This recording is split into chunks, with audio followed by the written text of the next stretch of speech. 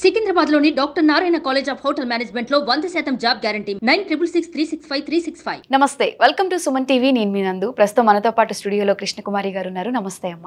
నమస్తే అమ్మ, ఎప్పుడెప్పుడా అని వెయిట్ చేసే ఏపీ ఎలక్షన్స్ రిజల్ట్స్ కూడా వచ్చేస్తున్నాయి. ఇంకా 24 అవర్స్ కూడా లేవు. అందరూ మేము విన్నింగ్ కి సిద్ధం అంటే సిద్ధం అని మాట్లాడుతున్నారు. అంటే ఎవరికి సంబంధించి వాళ్ళు మేమే విన్ అవుతాము అనే కాన్ఫిడెన్స్ తో కూడా ఉన్నారు. అసలు మీ ఉద్దేశం ప్రకారం ఏపీ సీఎం ఎవరంటే? పోటీ చేసే ప్రతి వాళ్ళు, అది కాంగ్రెసా, వైసీపీయా, కాంగ్రెసా, తెలుగుదేశమా, జనసేన, బీజేపీనా, ఇర్రెస్పెక్టివ్ ఆఫ్ పార్టీస్, ప్రతి వాళ్ళు మేము గెలుస్తాము అనుకుంటారు. ఓడిపోతాము అని తెలిసి కూడా పోటీ చేసేది ఎవరంటే ఒక్క కమ్యూనిస్టులు మాత్రమే. ఇప్పుడు ఆంధ్రాలో కాంగ్రెస్ వాళ్ళు కూడా ఓడిపోతామని తెలిసి కూడా పోటీ చేశారు. కానీ వైసీపీ వాళ్ళు మటుకు వైనాట్ 175 అన్న మాట దగ్గర నుంచి దిగల చాలా రోజుల పాటు. Why not 175, why not 175. ఇంకా మధ్యలో కొంతకాలం కాస్త ఆ మాట ఎత్తటం మానేశారు. మళ్ళీ చివరిలో కొంచెం ఆ పాట పాడటం మొదలెట్టారు. సరే, ఏది ఏమైనా ఇటుపక్క వీళ్ళు కూడా, కూటమి వాళ్ళు కూడా అంతే బలంగా చెప్పుకుంటా వచ్చారు, మేము గెలుస్తాము అని. అయితే కూటమి గెలవటానికి ఉన్న అవకాశాలు ఏంటి, జగన్మోహన్ రెడ్డికి లేని అవకాశం ఏంటి, అసలు జగన్మోహన్ రెడ్డి ఏం తప్పిదాలు చేసి ఇవాళ ఓటమి వైపుకి వెళ్తున్నాడు, కూటమి ఎందుకు గెలుపు వైపు వెళ్తుంది అని అని అంటే గనక ఈ ఎగ్జిట్ పోల్స్ ఏవి కూడా 50-50 చూపిస్తున్నాయి. కరెక్ట్ గా ఏవి అంటే అవి ఎలా చూపిస్తున్నాయి అంటే, ఇంతకుముందు ఎలా ఉండేయంటే 10% ఒకళ్ళు ఒక రకంగా చెప్తే ఇంకొక 10% డీవియేషన్ ఉండేది. ఇప్పుడు మనకి హాస్పిటల్కి వెళ్ళి బీపీ చూయించుకున్న దానికి, ఇంట్లో బీపీ మిషన్తో చూసుకునే దానికి ఏం చెప్తారు, ఒక 10% వేరియేషన్ ఉంటుందండి అని చెప్తారు. అంతేగాని పూర్తిగా హాస్పిటల్లో చూపించుకున్నంత ఎక్యురేట్గా వస్తుంది అనేది కాదు. అలా అని అసలు మొత్తం తప్పని కాదు, ఒక 10%. ఈ ఎగ్జిట్ పోల్స్ కూడా అట్లాగే ఉండేవి ఇదివరకు. ఈసారి ఏమైపోయింది అంటే, వీళ్ళు ఎనలిస్టులు ఎట్లా అయితే పార్టీల వైపుకి వెళ్ళిపోయారో, ఛానల్స్ ఎట్లా అయితే పార్టీలను పంచుకున్నాయో, మెయిన్ స్ట్రీమ్ మీడియా మొత్తం ఎట్లా అయితే, అలాగే యూట్యూబ్ ఛానల్ ఎట్లా అయితే పంచుకున్నారో, ఆ పార్టీ వాళ్ళు కొన్ని, ఈ పార్టీ వాళ్ళు కొన్ని, వార్తాపత్రికలు కూడా ఈ అంచు కొన్ని, ఆ అంచు కొన్ని ఎలా జరిగిపోయినాయో, ఈ ఎగ్జిట్ పోల్స్ కూడా అట్లాగే ఉన్నాయి. అందుకే ఒక పార్టీకి ఒక ఎగ్జిట్ పోల్ వాళ్ళు 160 వస్తాయని చెప్తున్నారు, ఇంకొక వాళ్ళు 120 వస్తాయి అంటున్నారు. అసలు అక్కడ ఉన్న సీట్లు ఎన్ని? 175. ఎట్లా సాధ్యం ఇది? ఎందుకు చెప్తున్నారు అంటే, వాళ్ళు కావాలనే చెప్తున్నారు. ఎలక్షన్స్ అయిపోయిన దగ్గర నుంచి, పోలింగ్ అయిపోయిన దగ్గర నుంచి ఏదో ఒక రూపంలో ఇవే మాట్లాడుకుంటా వస్తున్నారు, ఇవే మాట్లాడుకుంటా వస్తున్నారు. పార్టీలు కూడా గెలుపు ధీమాని చూపిస్తున్నాయి. వైసీపీ పార్టీ కూడా చాలా ధీమాగా ఉంది. పైగా గొడవలు కూడా చేస్తున్నారు వాళ్ళు. ఎందుకు చేస్తున్నారు అట్లా అంటే, వాళ్ళ కార్యకర్తల్ని వాళ్ళు పోలింగ్ అయిపోయింది, అప్పుడే వాళ్ళ పని అవలా, కార్యకర్తలతో పని. కౌంటింగ్ రోజు వరకు వాళ్ళతో పని ఉంది, కౌంటింగ్ ఏజెంట్లు కావాలి. ఇప్పుడున్న వాతావరణం చూస్తే వైసీపీ పార్టీకి కౌంటింగ్ ఏజెంట్లు కూడా దొరకని పరిస్థితి. కౌంటింగ్ ఏజెంట్లని నిలబెట్టుకోవటం కోసం కార్యకర్తల్ని రేపొద్దున ఏదైనా కొంచెం అంటే కొంచెమైనా మాట్లాడడానికి పనికొచ్చేలాగా ఉంచుకోవాలి అంటే గనక, రేపొద్దున పార్టీ ఓడిపోయినా పార్టీని మోసేందుకు కార్యకర్తలు ఉండాలి అంటే, ఈ రోజు నుంచి ఇలా బూస్టప్ ఇచ్చుకుంటూనే వెళ్ళాలి. వీళ్ళు గొడవలు పడుతూనే ఉండాలి, గొడవలు పడాలి, పోలీస్ స్టేషన్లో కేసులు అవ్వాలి, ఆ కేసులు కోర్టులకు వెళ్ళాలి, వీళ్ళు 4 రోజుల పాటు కోర్టులు తిరుగుతూనే ఉండాలి. అట్లా ఉంటేనే వాళ్ళ కార్యకర్తలు ఆగుతారు. అంటే ఒక రకంగా బానిసలను చేసేసుకుంటున్నారు కార్యకర్తల్ని. దానికోసమే వైసీపీ అన్ని వింత నాటకాలు ఆడింది. సరే, ఏది ఏమైనప్పటికీ ఇప్పుడు ఒక క్లారిటీ ఏంటి అంటే, వైసీపీ గెలిచేది కష్టం. మీ అంచనా ప్రకారం అసలు ఏపీ సీఎం ఎవరు అంటే? కూటమండి. అసలు ఏపీ సీఎం అనే మాట మనం మాట్లాడకూడదు. అసలు పేరు, ఇప్పుడు మనమేమి అధ్యక్ష తరహా పాలన కాదు మంది. నేనే సీఎంని అని చంద్రబాబు నాయుడు పోటీ చేశాడా? లేదు. సీఎంకి ఎలక్షన్ జరగలే, ఇక్కడ ఎమ్మెల్యేలకు మాత్రమే ఎలక్షన్ జరిగింది. గెలిచిన ఎమ్మెల్యేలు అందరూ, ఒక పార్టీలో గెలిచిన ఎమ్మెల్యేలు ఎవరైతే ఉంటారో ఎక్కువ ఆ పార్టీ బీఫామ్ మీద గెలిచిన వాళ్ళు, అంటే బండగా చెప్పాలంటే ఆ పార్టీ గుర్తు మీద గెలిచిన వాళ్ళందరూ మీటింగ్ పెట్టుకోవాలి. వాళ్ళందరూ కలిసి మీటింగ్లో తీర్మానం చేయాలి, మన అందరి నాయకుడు ఎవరు, సిఎల్పి లీడర్ అంటారు వాళ్ళని, ఎవరు లీడర్ ఎవరు అని చెప్పి. దానిలో ఒక్కొక్కసారి 2-3 వస్తారు. పోయినసారి రేవంత్ రెడ్డి గారు అప్పుడు చూడలే మనం, 2-3 పోటీ పడతారు. ఆ 2-3 పోటీ పడితే అవసరమైతే ఆ పార్టీ అధ్యక్షుడు గనక ఎవరో ఒకళ్ళని సెలెక్ట్ చేసి వీళ్ళే మీ లీడరు అని చెప్పటమైనా జరగాలి. అంటే మిగతా వాళ్ళతోటి మాట్లాడి సంప్రదించి వాళ్ళని ఒప్పించాలి. ఒక్కవేళ అలా జరగలేదనుకోండి, అక్కడ కూడా ఓటింగ్ జరుగుతుంది మళ్ళీ ఇంటర్నల్గా. ఈ 3 క్యాండిడేట్లు, ముఖ్యమంత్రి క్యాండిడేట్ ఎవరు అంటే చేతులెత్తడం వీలవుతుందో అవ్వదో అనుకుంటే గనక స్లిప్ ఏదో ఒక పద్ధతిలో ఎన్నుకుంటారు. ఎన్నుకోవడం మట్టు గ్యారంటీ. ఎన్నుకున్న తర్వాతనే వాళ్ళు సిఎల్పి లీడరు, ఆ సిఎల్పి లీడరే ముఖ్యమంత్రి అవుతారు. వీళ్ళందరూ కలిసి ఇగో ఇంతమంది ఉన్నారు, వీళ్ళందరూ కలిసి గవర్నర్ దగ్గరికి వెళ్ళాలి. వెళ్ళి మేమందరం మా లీడర్ని ఎన్నుకున్నాము, ఈయన్ని మీరు కూడా సిఫారసు చేయండి అని చెప్పి గవర్నర్ దగ్గరికి వెళ్ళాలి. ఇది ప్రొసీజరు.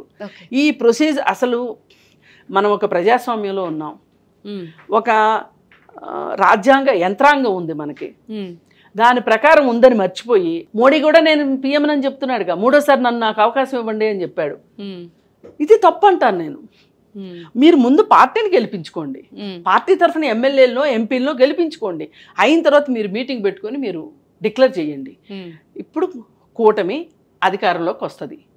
ఈ కూటమిలో కూటమి తరఫున గెలిచిన వాళ్ళందరూ ఒక చోట కూర్చొని మాకు చంద్రబాబు నాయుడు సీఎంగా మేము మా నాయకుడిగా ఎన్నుకున్నాము అని చెప్పి గవర్నర్ దగ్గరికి వెళ్తారు. ఇది పద్ధతి. ఆ నిమిషం అది జరిగేంత వరకు మనం ఫలానా మనిషే సీఎం అవుతారు అనడానికి లేదు. కానీ మీకు ఒక ధర్మ సందేహం వస్తుంది, అసలు మీరు ప్రొసీజర్ చెప్తున్నారు బాగానే ఉంది, వీళ్ళందరూ ఫాలో అవుతారా అని. ఫాలో అయ్యారో లేదో నాకు సంబంధం లేదు, అవుతారో లేదో కూడా నేను గ్యారంటీ ఇవ్వలేను, కానీ విధానం అయితే ఇది అని మాత్రం నేను చెప్పగలను. ఈ విధానంలో కూటమి అభ్యర్థి, కూటమి మాత్రమే అధికారంలోకి వస్తుంది అని చెప్పటానికి మనకి ఉన్న ఏవైతే ఉన్నాయో అవకాశాలు మనం ఒక నిమిషం చర్చించుకుంటే అర్థమవుతుంది. జగన్మోహన్ రెడ్డి అధికారంలోకి వచ్చిన దగ్గర నుంచి 151 మంది ఎమ్మెల్యేలతోటి అప్రతిహాత విజయాన్ని సాధించాడు. అసలు ప్రతిపక్షాలు నోరెత్తి వీళ్ళ వంక కన్నెత్తి చూడడానికి కూడా భయపడేంత మెజారిటీ, అంత మెజారిటీ సంపాదించాడు. అందరూ ఏమనుకున్నారంటే ఏదైతే ఏమైంది, అతను కొంచెం మొండివాడని తెలుసు, అతను అవినీతి పరుడని తెలుసు, ఏదైనా కానీ ఇంతటి విజయం వచ్చింది కదా, కొంచెం ఒళ్ళు దగ్గర పెట్టుకొని పనిచేస్తాడు, ప్రజలకు మంచి పాలన అందిస్తాడు అని అనుకుంటే అలాంటి పరిస్థితి లేకోకుండా మహానుభావుడు వచ్చిన మరుక్షణమే ప్రజావేదికను కూల్చడం దగ్గర నుంచి, అమ్మా క్యాంటీన్లు మోయించడం దగ్గర నుంచి, రివర్స్ టెండరింగ్ దగ్గర నుంచి, అంటే ఆ రాష్ట్రంలో ప్రగతి ఆగిపోవటానికి అతను ఏం చేయగలడో అదంతా చేశాడు. నిర్మించడానికే, అంటే కన్స్ట్రక్టివ్ ఫోర్సెస్ బాగున్నప్పుడు మంచి కన్స్ట్రక్షన్ జరుగుతుంది, ఒక మంచి నిర్మాణం జరుగుతుంది. అదే డిస్ట్రక్టివ్ ఫోర్సెస్ ముందుకు వచ్చినాయి అనుకోండి, విధ్వంసకర మనస్తత్వం ఉన్నవాళ్ళు విధ్వంసకరంగా పనిచేశారనుకోండి, ఇంకా కన్స్ట్రక్షన్ ఎక్కడ జరుగుతుంది, నిర్మాణం ఎక్కడ జరుగుతుంది? అలా చేసుకుంటూ వెళ్ళేసరికి ఇలా ఒక్కొక్కటి రివర్స్ టెండరింగ్ వల్ల పోలవరం లేట్ అయింది, అసలు అమరావతి వద్దు 3 రాజధానులు అన్నందుకు మనకి రాజధాని లేకుండా అయిపోయింది. ఇక నేను సంక్షేమం చేస్తున్నాను అసలు భూమి పుట్టిన దగ్గర నుంచి సంక్షేమం నేనొక్కడే చేశాను అన్నంత ఇదిగా జగన్మోహన్ రెడ్డి ప్రగల్భాలు పలికాడు. చేశాను కాబట్టి ఆడవాళ్ళ ఓట్లన్నీ నాకు వేస్తారు అని చెప్పి ఆయన భ్రమలో ఆయన ఉన్నాడు. వాలంటీర్ సిస్టమ్ని పెట్టి ఒక రకంగా ఎమ్మెల్యేలకు కూడా ఒక అధికారం లేకుండా చేసేసాడు. ఎమ్మెల్యేలతోటి మాట్లాడటము, మీటింగులు పెట్టడం లేదు.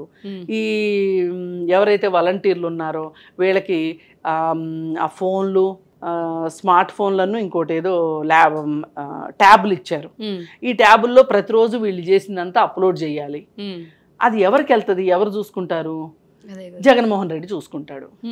అంటే ఈ మధ్యలో ఉన్న వాళ్ళందరినీ తోసిపారేశాడు. ఇప్పుడు వాళ్ళందరూ ఉండబట్టే కదా నువ్వు అధికారంలోకి వచ్చావు. నువ్వు అధికారంలోకి వచ్చావు కాబట్టి వాలంటీర్ సిస్టమ్ని పెట్టావు. కానీ నువ్వేం చేసా, అధికారంలోకి వచ్చిన తర్వాత వాలంటీర్ సిస్టమ్ని మాత్రమే నమ్ముకున్నావు నువ్వు. ఈ నమ్ముకోవటం వల్ల ఏం జరుగుతుంది అంటే నీకు ఈ మధ్యలో వ్యక్తుల విశ్వసనీయతని నువ్వు కోల్పోయావు. కానీ వీళ్ళు దిక్కు దివాణం లేక, గతి లేక నీ పార్టీలో ఉన్నారు వాళ్ళు. సరే, ఇవన్నీ జరిగిన తర్వాత ఇవన్నీ ఒక ఎత్తు అయితే ఇక చివరికి ఆఖరిగా అతను చేసిన అతిపెద్ద ఘోరమైన తప్పు ఏంటి అంటే ల్యాండ్ టైటిలింగ్ యాక్ట్. ఈ ల్యాండ్ టైటిలింగ్ యాక్ట్ తోటి మధ్యలో ఇంకొక పిల్లిమొగ్గ వేశాడు. అదేంటంటే చంద్రబాబు నాయుడు జైలుకి పంపించడం. అది దాని తరువాత ల్యాండ్ టైటిలింగ్ యాక్ట్. ఇవి ఈ రెండు అతని నెత్తి మీద అతనే స్టార్ట్ అయింది. అంటే భస్మాసుర హస్తం లాగా తన నెత్తి మీద తనే చేయి పెట్టుకొని ఇంకా అతని చేతిలో అదుపు లేకుండా అయిపోయింది ఈ రెండు పనుల వల్ల. సరే, చంద్రబాబు నాయుడిని అరెస్ట్ చేయటం ఆ పార్టీ వాళ్ళకి కలిసి వస్తే జగన్ రెడ్డికి నష్టం జరిగితే ల్యాండ్ టైటిలింగ్ యాక్ట్ వల్ల కూడా తెలుగుదేశం పార్టీకి లాభం జరిగింది, వైసీపీ పార్టీకే నష్టం జరిగింది. ఇవన్నీ మనం క్రోడీకరించుకుంటే వీటన్నిటిని పరిగణలోకి తీసుకుంటే గనక మనకు అర్థమయ్యే విషయం ఏంటి అంటే కూటమి గెలుస్తుంది అని. ఇంకొక కొనసాగింపు ఏంటి అంటే ప్రభుత్వ వ్యతిరేక ఓటుని చేలనివ్వను అని పవన్ కళ్యాణ్ డే 1 నుంచి మాట్లాడుతున్నాడు. ఇప్పుడు 2014లో తను పోటీ చేయలే, చంద్రబాబు నాయుడు గెలిచాడు. అంటే వాళ్ళ బలం ఉన్నది. దానికి తోడు జనసేన ఓట్లు కూడా యాడ్ అయినాయి. ఇప్పుడేం జరుగుతుంది, 2019లో పవన్ కళ్యాణ్ పోటీ చేశాడు. అప్పుడు ఏమైంది, ఓట్లు చీలిపోయి ఆయనకు కొంచెం ఈయనకు కొంచెం వచ్చేసరికి జగన్మోహన్ రెడ్డి గెలవడానికి అవకాశం దొరికింది, గెలిచాడు. ఇప్పుడు పవన్ కళ్యాణ్ ఓపెన్గా మనసు విప్పి హృదయాన్ని పరిచి ప్రజల ముందు అప్పీల్ పెట్టుకున్నాడు. ఏమనంటే నేను పోటీ చేయడం వల్ల 2019లో ఓటు చీలింది కాబట్టి ఇప్పుడు నేను ఆ పని చెయ్యను, నేను ప్రభుత్వ వ్యతిరేక ఓటుని చేయలనివ్వను అని ఆయన మొదటి రోజు నుంచి ఇచ్చిన మాట మీద నిలబడి ఈ రోజు వరకు ఉన్నాడు. మరి వీళ్ళిద్దరు కలిసిందే చాలకుండా అందుకే వీళ్ళిద్దరూ కలవటాన్ని వైసీపీ శ్రేణులు అసలు భరించేవి కాదు. ఎందుకు, మేమైతే సింహాలమి సింగిల్గా వస్తాము, వీళ్ళందరూ పందులు, గొర్రెలు, తోడేళ్ళు, వీళ్ళ గుంపులుగా వస్తారు, నేను అసలు ధైర్యవంతుడిని, ఇలా రకరకాల మాటలు మాట్లాడి వీళ్ళు ఏంటంటే వీళ్ళు చేసింది ఏంటి అంటే అసలు వాళ్ళిద్దరిని కలవనేకోకుండా విశ్వ ప్రయత్నం చేశారు. కానీ వాళ్ళిద్దరు కలిశారు అంటే ప్రభుత్వ వ్యతిరేక ఓటు చేయలేదు. సరే, వీళ్ళిద్దరే అసలు వద్దనుకున్న వాళ్ళిద్దరే కలిశారు అనుకుంటే వీళ్ళకి బీజేపీ కూడా వచ్చి తోడైంది. తన అవసరాలు తనకున్నాయి, బీజేపీ అవసరాలు. సో ఏది ఏమైనప్పటికీ కూడా జగన్మోహన్ రెడ్డి కూడా చివర్లో గులకరాయి కేసు అని అదని ఇదని ఏవేవో ట్రిక్లు అంటే టక్కుటమారాలు చేశాడు కానీ అవ్వలేదు. ఫైనల్గా ఈరోజు మరి ఎవరైనా సరే ఒక నిష్పక్షపాతంగా ఏదైనా ఒక సర్వే చేశారు అంటే గనక ఇండియా టుడే సర్వే బాగుంది అందరిలోకి. వాళ్ళు ఏం చెప్తున్నారంటే 95 నుంచి 105 ఆర్ 110 అని చెప్తున్నారు. ఏది కూటమికి. ఇది కాస్త వాస్తవానికి దగ్గరగా ఉంది. ఇప్పుడు మనం ఎంత ఇన్ని తప్పులు ఇన్ని తప్పిదాలు పొరపాట్లు ఉన్నప్పటికీ కూడా జగన్కి ఇన్ని సీట్లు వస్తున్నాయి అంటే ఆయన నమ్మిన సంక్షేమమే.